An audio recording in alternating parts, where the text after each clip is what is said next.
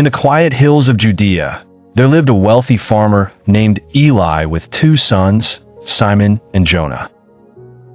Eli was respected for his wisdom and kindness, and his land bore fruit in abundance. Simon, the elder, was diligent, working the fields from dawn to dusk, loyal and steadfast. Jonah, younger, was restless, his gaze often drifting beyond the horizon, dreaming of distant cities and adventures. One morning, as the sunrise gilded the fields, Jonah approached his father with a heavy heart. "Father," he said, "give me my share of the inheritance. I want to see the world, to live my own life." Eli's eyes saddened, but he honored Jonah's wish. He divided his wealth, giving Jonah what was his by right. Simon watched with a mix of concern and bitterness, feeling the sting of his brother's desire to leave home. Within days, Jonah packed his belongings and journeyed to a far-off city. He was intoxicated by the bustle of markets, the banter of strangers, and the shimmer of wealth. For a time, he lived lavishly, feasts, parties, and new companions. But as weeks became months, Jonah's coins dwindled. His new friends faded when his wealth ran dry. Soon, famine struck the land. Jonah scavenged for food, desperate and alone. His clothes grew threadbare.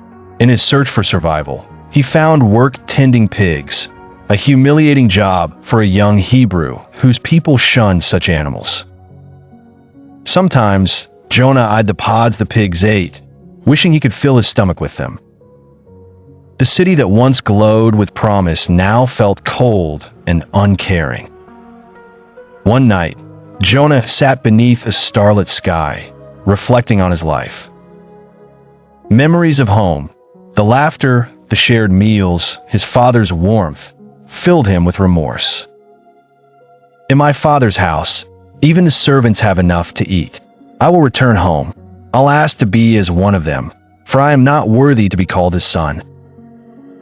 With resolve, Jonah walked back for days, the journey long and humbling. As he neared the farm, Eli, who for months had watched the distant road, spotted the familiar figure. His heart leapt. Without hesitation, Eli ran to Jonah, embracing him tightly. Tears streamed down Jonah's face. "Father, I have sinned against heaven and against you. I am not worthy to be called your son." Eli called for his servants, "Bring the finest robe, a ring for his finger, sandals for his feet. Prepare a feast. My son who was lost has returned." Joy filled the household. Music and laughter echoed where sorrow once dwelled. Meanwhile, Simon, returning from the fields, heard celebration.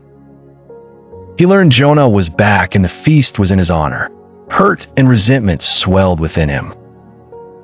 He confronted Eli.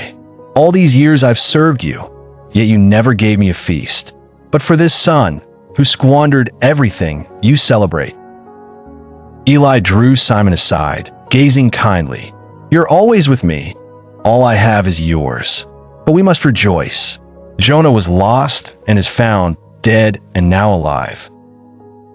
Simon pondered his father's words, his anger slowly melting into understanding. As sunset painted the sky, the brothers sat together, the air heavy yet hopeful.